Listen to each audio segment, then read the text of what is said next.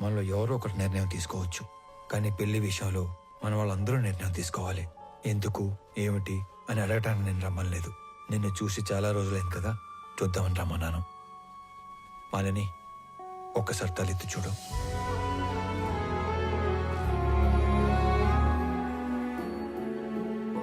నీకు చెప్పకుండా పెళ్లి చేసుకున్నందుకు నీకు ఏ సమాధానం చెప్పుకోవాలని ఇన్ని రోజులు ఎంత మదన పడ్డానో తెలుసా. ఒక పసిపాపని కిందకి దించినంత తేలిగ్గా నా గుండెల మీద బరువు అంతా దించేశావు. మా నాన్న ఆయన పార్ట్నర్ కొడుకుతో పెళ్లి ఫిక్స్ చేసుకుని వచ్చి ఇంట్లో చెప్పినప్పుడు ఆయన మొహంలో నేను ఎప్పుడు చూడని ఒక ఆనందం చూశాను. ఆ పెళ్లి అప్పాలంటే నేను చేయాల్సిన ఒకే ఒక పని నీ పేరు చెప్పడం. ఆయన మాట పోవటానికి బాధకి కారణం నువ్వు కాకూడదని నీ పేరు చెప్పలేకపోయాను. అంతే, పెళ్లి జరిగిపోయింది.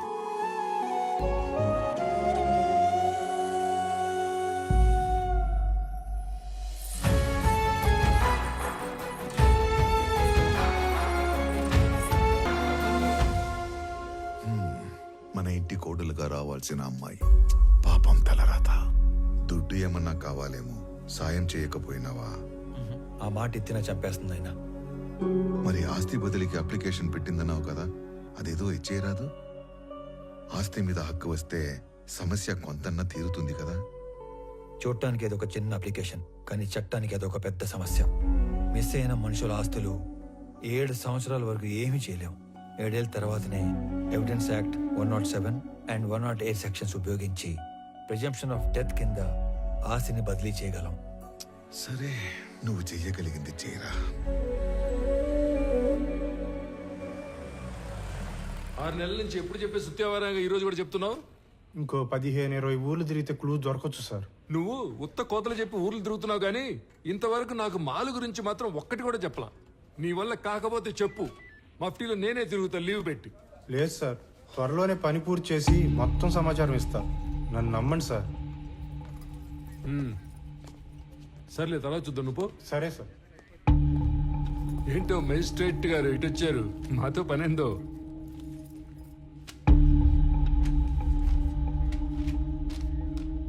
అరే, ఇది మిస్సింగ్ కేసు. మాయ్, నువ్వేనా మాలి అంటే? అదే టన్నులు ఉత్తరాలు రాస్తుంటావు.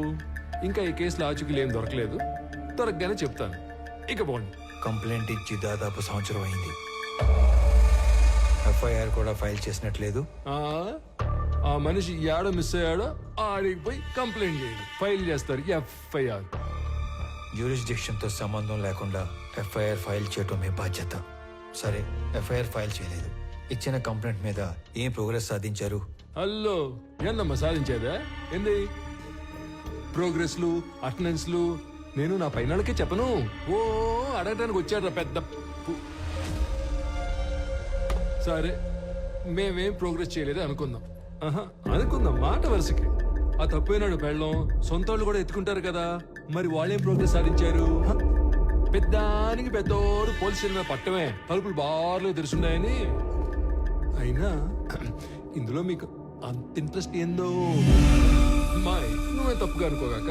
అనుకోలే. ఆమెకి తోడుగా నేను ఇక్కడికి రిక్వెస్ట్ చేయడానికి రాలేదు. ఒక సబ్ డివిజన్ మ్యాజిస్ట్రేట్ గా నా పరిధిలో ఉన్న ఒక పౌరుడు మిస్ అయ్యాడు. దాని గురించి ఎంక్వైరీ చేయడానికి వచ్చాను. సార్, వాడెవడో సురేంద్ర అంట, ఊరంతా తప్పులు చేసి పారిపోయాడని వేరే ఎవరితోనైనా చీటింగ్ కేసు పెట్టించు. Okay sir. కావాలని కనుమరుగైనట్టు రిపోర్ట్ రాసి వాడి కేసు క్లోజ్ చేయి. ప్రతి ఓడికి జవాబు చెప్పాలంటే దేవుడు రోజుకి 48 గంటలు ఇచ్చినా సరిపోవు. పండి పండి, మేము భోజనాలు పెట్టాం ఇక్కడ. దీని అన్న జీవితం ఎవడెవడో రావటం, అడ్డమైనవన్నీ అడగటం, ఏందో ఇది.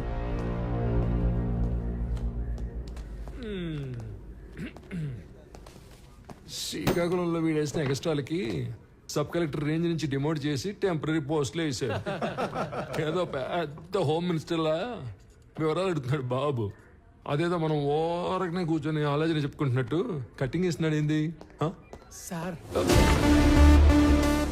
మళ్ళీ మళ్ళీ వచ్చావేంది? ఏదో రాంగ్ కేసు పెట్టి కేసు క్లోజ్ చేద్దాం అనుకుంటున్నావేమో.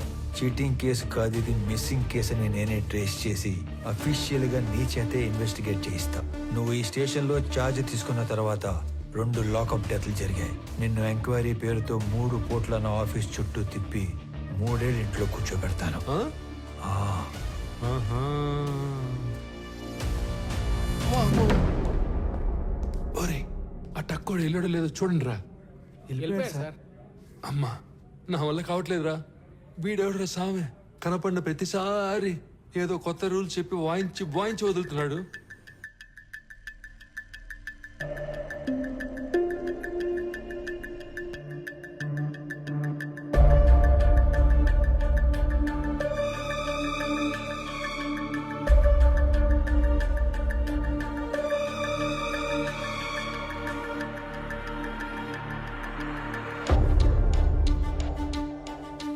ఇతనే వర్మ.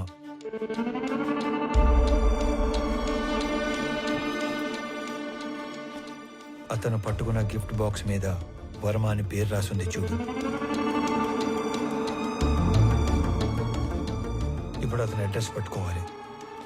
సురేంద్ర బిజినెస్ లో హెల్ప్ కోసం వెళ్ళాడంటే వర్మ కూడా బిజినెస్ మ్యాన్ అయి ఉండాలి. ఓకే, మీ ఇంట్లో పాత క్యాలెండర్లు డైరీలు ఉంటే తీసుకుని రా.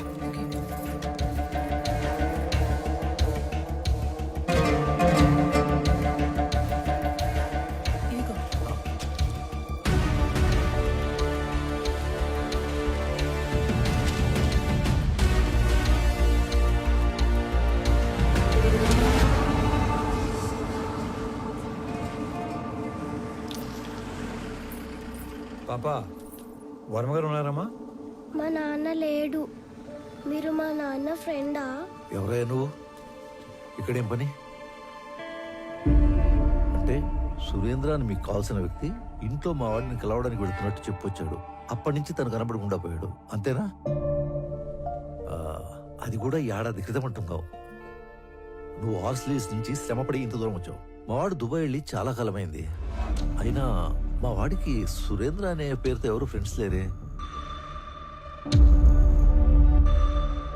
ఇదేంటి, మీ అబ్బాయే కదా?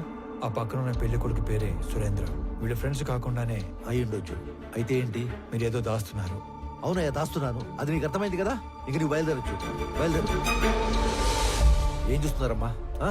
పద లోపలికి పద.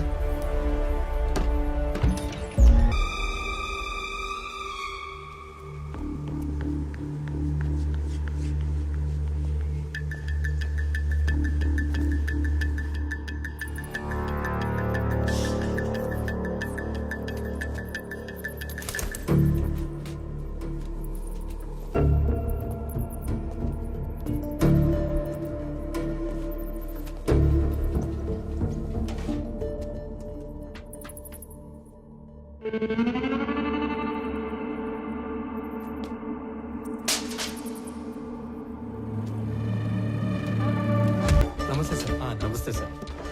మీరు అడిగిన డీటెయిల్స్ ఇందులో ఉన్నాయి సార్. ఓకే, ఒక 2 minutes.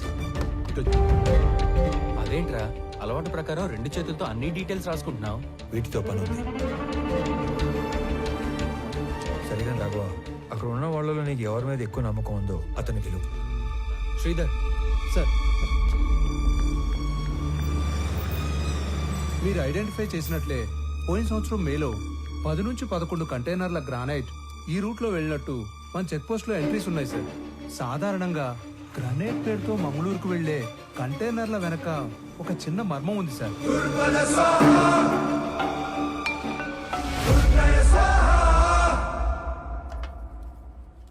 పెద్దమ్మ, చిన్నోడికి ఆవు పాలు అడిగినావుగా, ఇగో. అరే అనంతు, వేడివేడిగా ఉంది, తిందుగందా? లేదులే అన్నా, అర్జెంట్ గా పోవాలా. అయినా నీకేమి, కాస్త ఆస్తి చేతిలో ఉద్యోగం ఉండాది. నేను కూడా బాగా సెటిల్ అయినాక అప్పుడు తీరుబాటుగా కూర్చొని తింటా. వస్తా. ఒరే, టిఫిన్ కి సెటిల్ అవడానికి సంబంధం ఏందిరా? ఉంటదన్నా, ఉంటది. ఏందో ఇది. ఏంది నాయనా అదో మాదిరిగా ఉండవు? రే, నువ్వు చేసా ఉండేది మాకు నచ్చడం లేదు. నువ్వు ఇంటి ముఖం చూసి 1 వారం రోజులు అవుతుండాలి. ఆఫీస్ కూడా మానుకుని ఆ సురేందర్ని వెతకాలా ఏమి? ఇది కూడా ఆఫీస్ పనే. ఎవరో కూడా పూనుకోపోతే కేసు అట్టా ముందుకు పోతాది. ముందుకెళ్ళకపోతే ఆడనే ఉంటాది. ఒక్కరికి సాయం చేయడం కోసం అన్ని వదులుకొని పరిగెత్తాల్సిన అవసరం ఏంది? మీరేమనుకోనంటే ఒక మాట చెప్తానే, మీరేం చేసినా 10 మందికి ఉపయోగపడే పనే చేస్తారు. కానీ ఈ విషయంలో మీరు ఒకరి పని కోసం ఎక్కడో తిరుగుతుంటే మిమ్మల్ని మెచ్చించనవే తప్పుగా మాట్లాడతారు. బావగారు 4 రోజులుగా నిద్రపోలేదు అల్లుడు గారు. అమ్మాయి కూడా మీ గురించి ఒకటే దిగులు. మహాలక్ష్మి, నువ్వు కూడా చెప్పేది ఏదైనా ఉందా? ఏం లేదు.